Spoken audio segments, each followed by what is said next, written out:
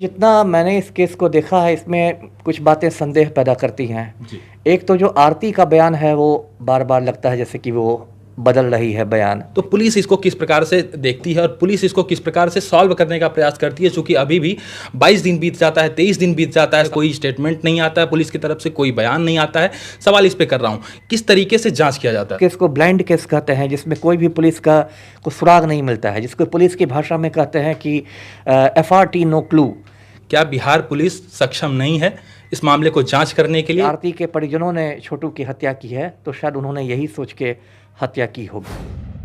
अच्छा, उसको कैसे आपके यहाँ बुलाया? हम बोले थे कि आइए ऐसे मतलब शादी करेंगे, देखेंगे बात विचार कैसे होता है, पास आइएगा तब न देखेंगे। किस तरीके से आरती स्टेटमेंट चेंज कर रही है? पहले का जो आरती का स्टेटमेंट था और जो आज का आरती का स्टेटमेंट है, दोनों में अंतर है। तमाम ये मामला इतना पेचीदा होता चला जा रहा है। आप देखिए इसको गोल गोल किस तरीके से घुमाया गया और तमाम एंगल देने का प्रयास किया गया। इस मामले पर चर्चा करने के लिए पूर्व आईपीएस अमिताभ कुमार दास जी हमारे साथ हैं।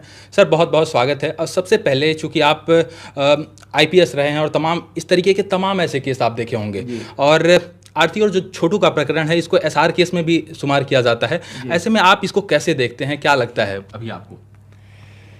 देखिए, जितना मैंने इस केस को देखा है, इसमें कुछ बातें संदेह पैदा करती हैं। जी। एक तो जो आरती का बयान है वो बार-बार लगता है जैसे कि वो बदल रही है बयान। जी। तो इससे कुछ संदेह होता है। और एक्चुअली इस घटना के बहुत सारे पहलू हैं। एक तो पहलू देखिए ये है कि अगर आप इसमें बोले तो इसको आप ऑनर किलिंग कह सकते हैं। जी। मना कहते हैं ना कि परिवार की इज्जत के लिए जो हत्या कर दी जाती है। वैसे मैं कोई इसको ये नहीं मानता, क्योंकि इसमें इज्जत की क्या बात है। लेकिन मैं तो ऑनर किलिंग शब्द का इस्तेमाल भी नहीं करता। ये हॉरर किलिंग है, ये इतनी भयानक हत्या है, ये हॉरर किलिंग है। लेकिन आप कह सकते हैं कि यदि आरती के परिजनों ने छोटू की हत्या की है, तो शायद उन्होंने यही सोच के हत्या की होगी, जो कि बहुत दुर्भाग्यपूर्ण बात है। और मैं सभी हत्यारों को चाहूँगा कि कड़ी से कड़ी सज़ा मिले।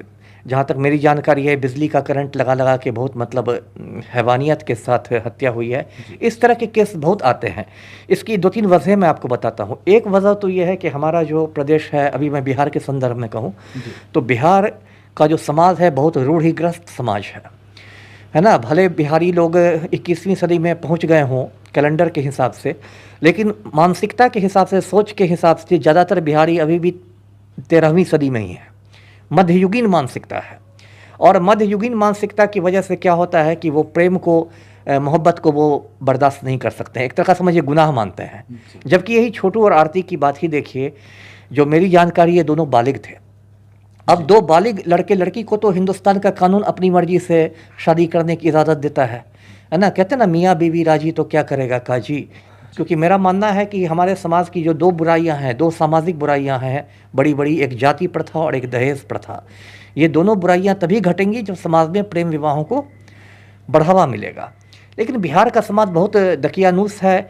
छोटू और आरती में तो शायद दोनों एक ही जाति के थे, लेकिन बहुत सारे केसों में मैंने देखा है कि लड़का लड़की अलग अलग जातियों के होते हैं, अंतर्जातीय प्रेम हो जाता है, तो उसमें लोगों को परेशानी हो जाती है। जी सर, अब बात करें, दोनों एक जाति के थे और बिहार में जिस तरीके से ये घटना घटी, ये घटना घटने के बाद पुलिस की क्या कार्यशैली होती है? सब चूँकि आप सेवा में रहे, तो पुलिस इसको किस प्रकार से देखती है और पुलिस इसको किस प्रकार से सॉल्व करने का प्रयास करती है? चूँकि अभी भी 22 दिन बीत जाता है, 23 दिन बीत जाता है। सवाल इस पर होना चाहिए कि सर, इस पर अभी भी कोई जाँच नहीं आता है, कोई स्टेटमेंट नहीं आता है पुलिस की तरफ से, कोई बयान नहीं आता है। सवाल इस पर कर रहा हूँ, किस तरीके से जाँच किया जाता है? तो देखिए, विशुद्ध हत्या का केस है, 302 आईपीसी का केस है।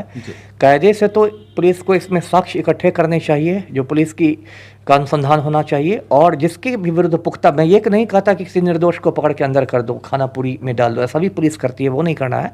लेकिन जिस किसी दोषी के खिलाफ आपके पास पुख्ता साक्ष्य हैं, उसको आप नहीं छोड़िए। और यदि कोई निर्दोष है तो उसको फंसाइए भी नहीं, है ना।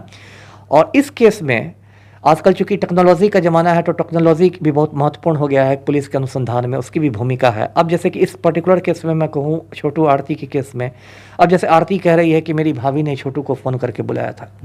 अब इसका सत्यापन करना कोई बहुत कठिन नहीं है। यदि सबके पास मोबाइल है, आप मोबाइल से कॉल डिटेल्स निकाल सकते हैं। मोबाइल में तो तारीख के साथ, टाइम के साथ एक एक कॉल का रहता है, कौन कॉल आपने रिसीव किया, कौन कॉल आपने भेजा।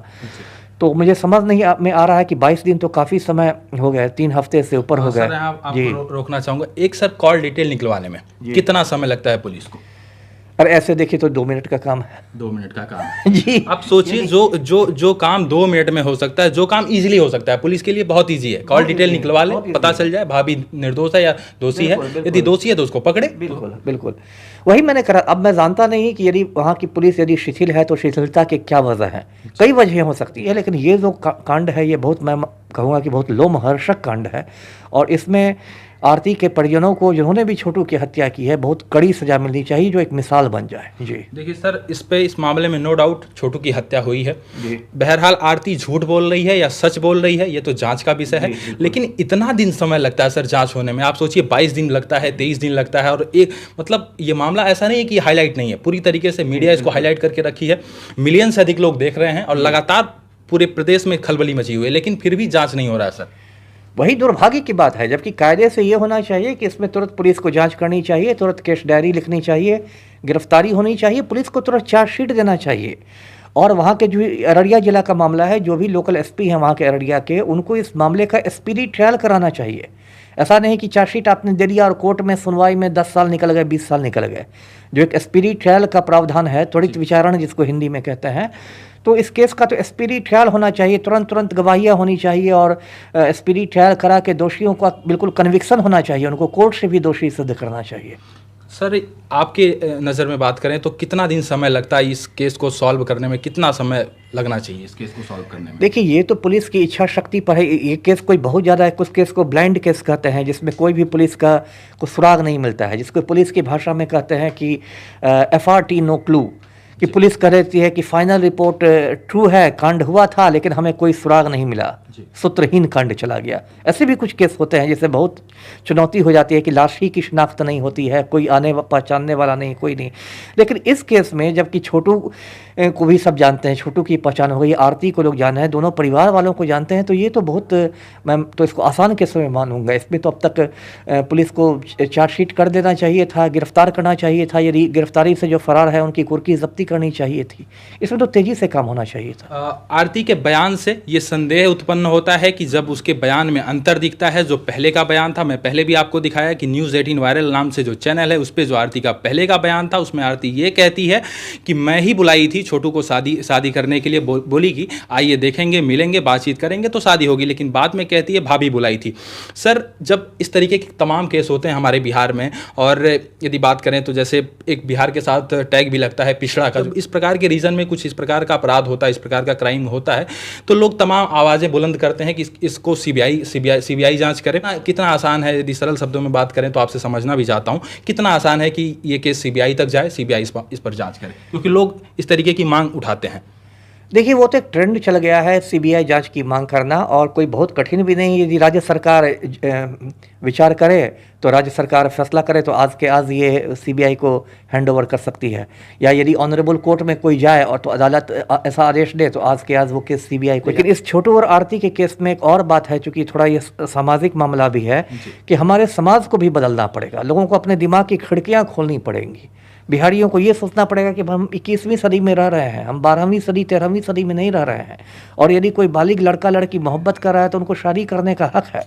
आजकल तो मैं नए नए शब्द देखता हूँ, एक नया शब्द निकल गया, लव जिहाद। अरे ये लव जिहाद क्या है? किसी हिंदू लड़की को क्या किसी मुस्लिम लड़का से मोहब्बत नहीं हो सकती है? तो इसमें जिहाद कहाँ से आ गया?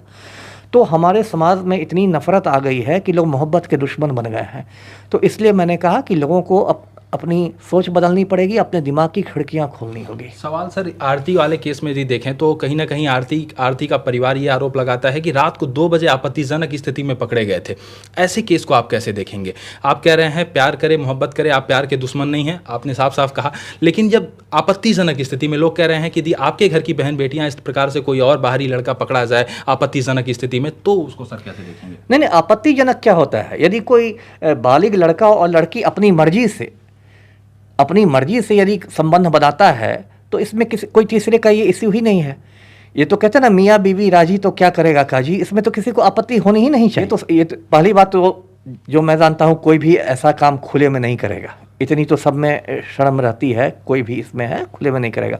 मान लीजिए आप बंद कमरे में कुछ कर रहे थे या किसी ने देख ही लिया, तो इसमें समाज को यदि इतराज़ हो रहा है तो वो समाज की गलती मैं मानता हूँ, उन लोग की गलती नहीं है। क्योंकि प्रत्येक बालिग, मैं बार बार कानून की बात कर रहा हूँ, प्रत्येक बालिग लड़का लड़की को शादी की मर्जी है। और अब तो आप जानते हैं कि लिव इन रिलेशनशिप को भी कानूनी मान्यता मिल गई है भारत में, जिसको हिंदी में सहजीवन कहते हैं, इंग्लिश में लिव इन रिलेशनशिप कहते हैं। मतलब दो बालिग लड़का और लड़की यदि बिना शादी किए साथ रहें तो भारत में उसको भी कानूनी मान्यता मिल चुकी है।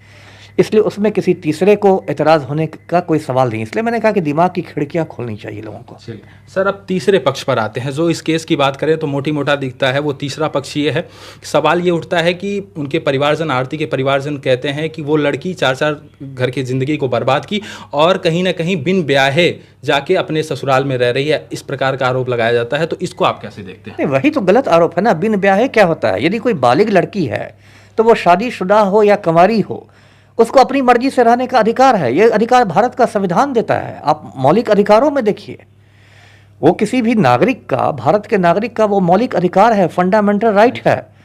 आज मैं बालिग हूँ, मैं कहूँगा कि मैं पटना में रहूँ, मुजफ्फरपुर में रहूँ, रांची में रहूँ, किसी के घर में रहूँ, इसमें कोई दूसरा मुझे कैसे रोक सकता है? तो ये तो जो ऑब्जेक्शन है वो सरासर गलत है। यदि आपकी बिन ब्याही लड़की है, वो कोई नाबालिग तो नहीं है, कोई 10 साल की तो लड़की नहीं है, वो बालिग लड़की है। और 18 साल की उम्र में तो लोगों को मतदान का अधिकार मिल जाता है इस देश में। 18 साल का लड़का लड़की तो ये तय करता है कि हिंदुस्तान में सरकार किसकी बनेगी, और ये नहीं डिसाइड कर सकता कि वो किसके घर जाके रहेगी। तो ये सब तो एतराज़ बिल्कुल गलत है और ये दकियानूस सोच को दिखाता है। हमारी जो पिछड़ी हुई सोच हो गई है, और बिहार में मैं देखता हूँ पढ़े लिखे लोगों के भी ऐसी ही पिछड़ी सोच रहती है।